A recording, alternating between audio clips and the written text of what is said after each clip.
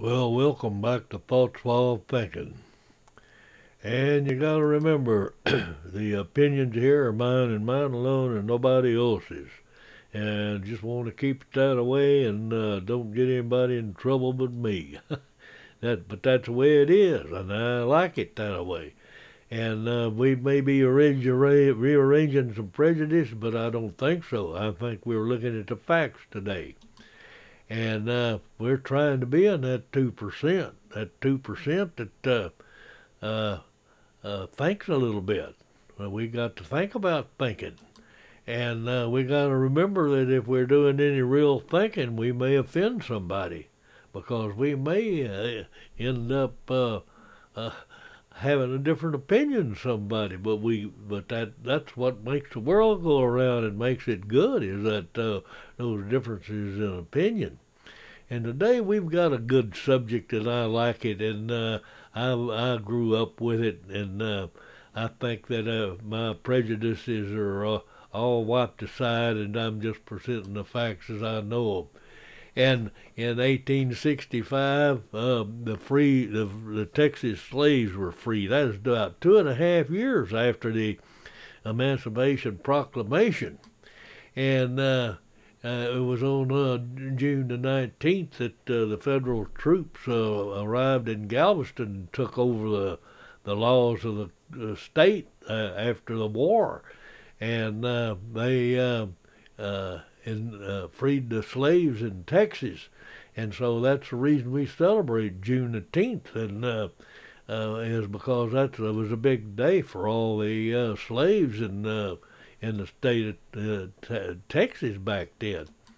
And we celebrate that Juneteenth, and we have fun with Juneteenth, and we enjoy it, and we enjoy the black people enjoy Juneteenth, and we all get together. We're all in one stirred up in one deal, and we all love our freedom.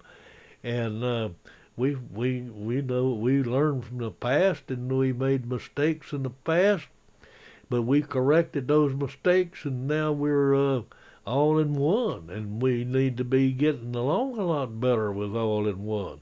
You know, there's some groups that's trying to separate us and make us think that we got a big difference in here and that we're all racist and stuff like that. But we just enjoy it. The freedom of the slaves. We enjoy our freedom. We enjoy our liberty.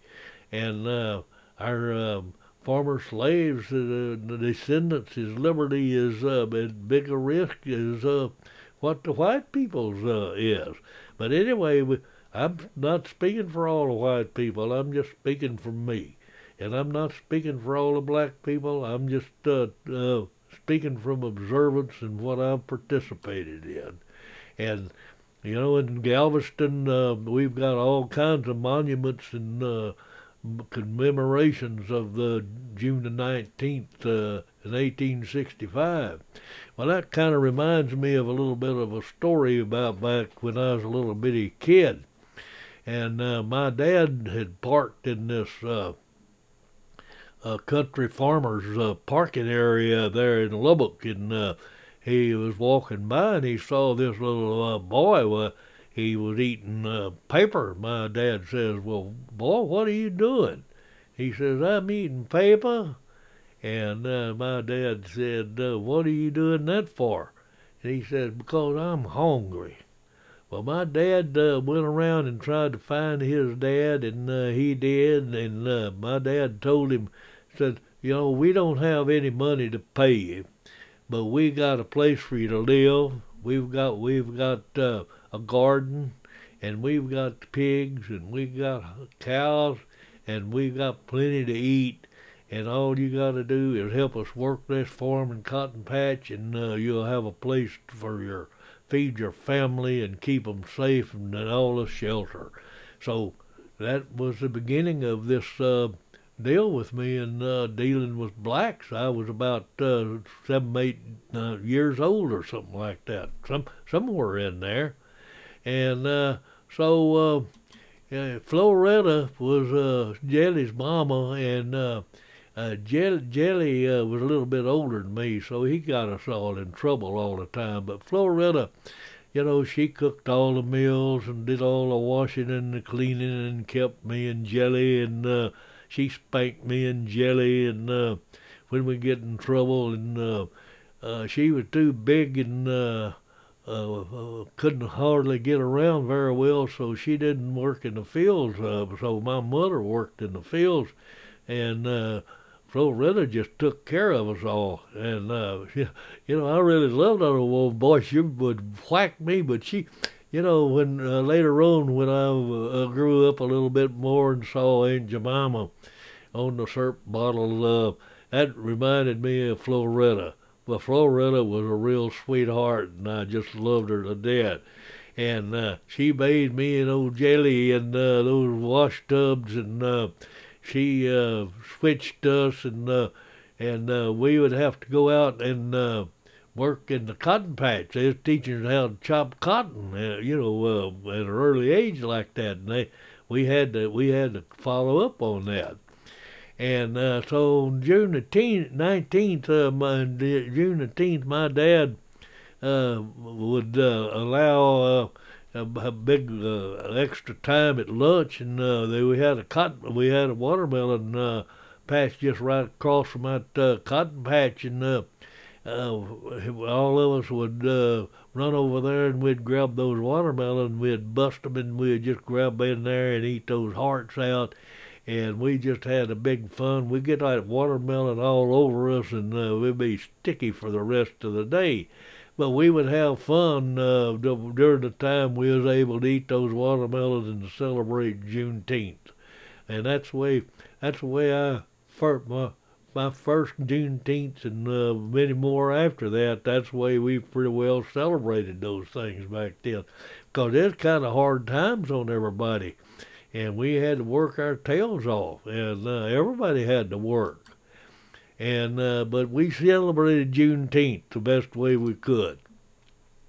And going back to Galveston and the state of Texas, and in Austin and every place, there's flags and statues all over the Freedom and Declaration of Independence and the Emancipation Proclamation.